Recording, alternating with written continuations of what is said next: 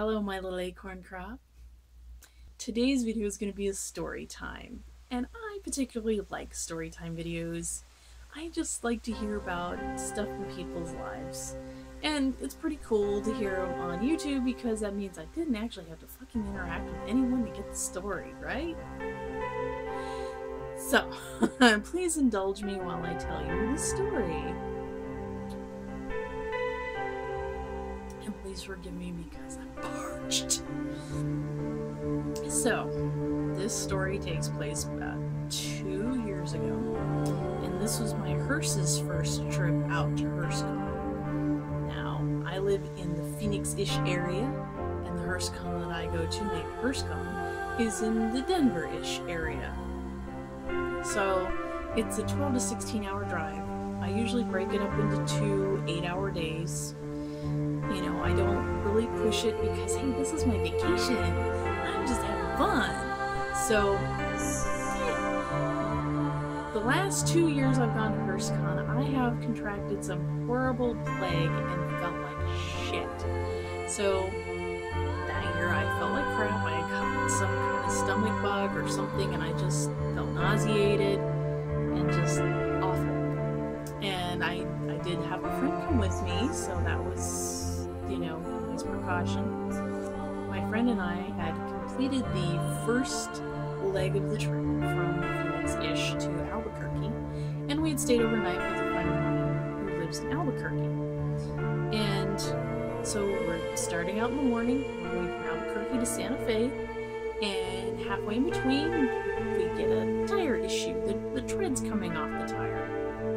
So we stop and change it, put on the spare, which there's two problems with the spare. Number one, it's one of the small spares that comes with the car. You know, your average car has this teeny little spare that's supposed to get you like 50 miles an hour. And dumbass me didn't check it to make sure it was holding air. So we put the spare on and nothing. Just goes flat as soon as we lower the car back down. So I have AAA. I call a tow truck. Tow truck comes out, starts pulling the hearse onto it.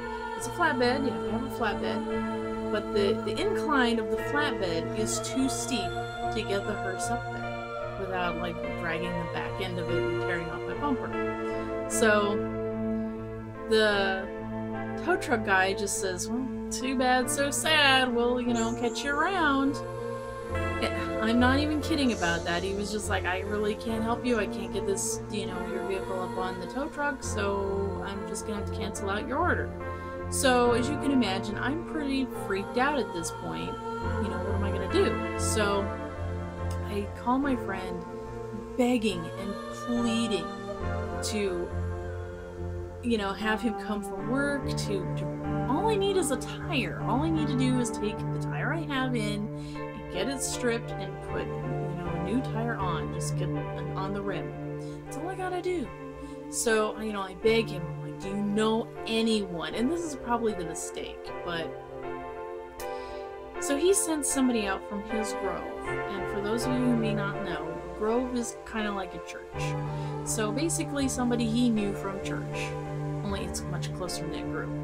Comes out, this guy stops, takes me in the tire, we get in his car, and, you know, on the way there, we're having a pleasant conversation. You know, he's trying to learn bagpipes, and I was playing bagpipes, and we were kind of same church-ish, and, you know, fairly pleasant conversation. And we get in, and get into Santa Fe, and he asks me if I want to eat, and, you know, I tell him, honestly, I'm not hungry. Not at all. So, we go to the tire place.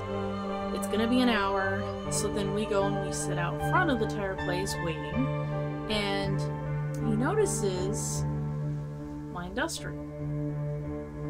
And he says something about how his niece or whoever has one.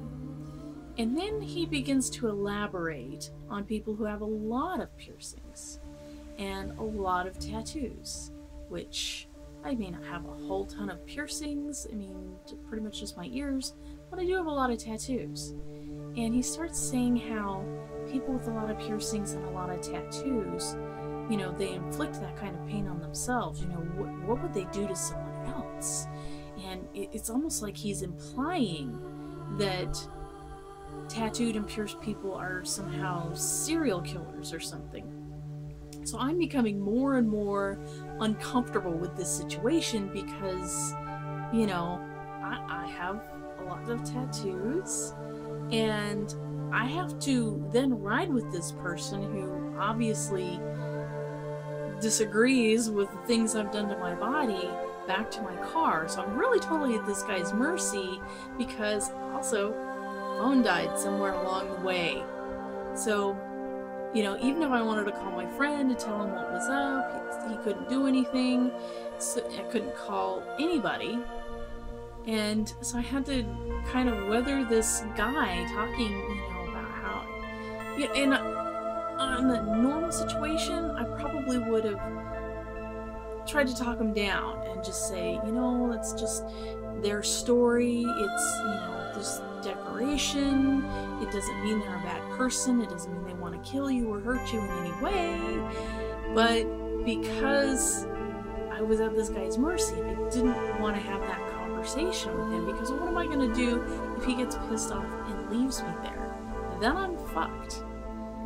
So I, you know, kind of get real quiet and just try to maintain pleasant conversation, get in his car. And he had mentioned on the way out there that he worked or helped out at a car wash. So on the way back, in the middle of this whole situation, you know, and I'm sure it was perfectly fine, normal for him, but for me, I'm starting to freak out a little bit. He's like, I'm gonna get a car wash! And it's like, dude, you're driving a shit neon. And the first thing I notice is you're driving a shit neon. One of the rear view mirrors is hanging off the side, and you want to get a car wash? So we go to this car wash, and it's not your normal car wash. Oh no, this one had like this thing with water jets that went around the car. It was stationary, and it just went around the car and watched it. It's supposed to be really state-of-the-art or whatever. And so I'm stuck with this guy in this car, and I swear the car wash took 20 minutes. Maybe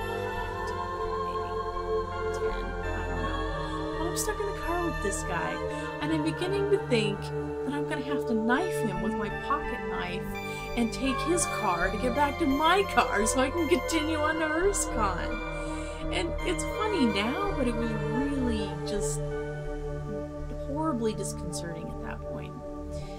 So, in the end, we do get back to my car. The tire holds air, we put the tire back on. Me and my friend get in and head back on to Denver. While we were in Denver, we bought another rim to become the spare tire. But this, yeah, that was my story that I wanted to share. It was really disconcerting, and I guess a lot of people think that of people with tattoos and stuff. I don't know. So, let me know if you have thoughts of people with tattoos and piercings being serial killers or murderers or masochists of some kind. I don't know. Maybe we are masochists of some kind.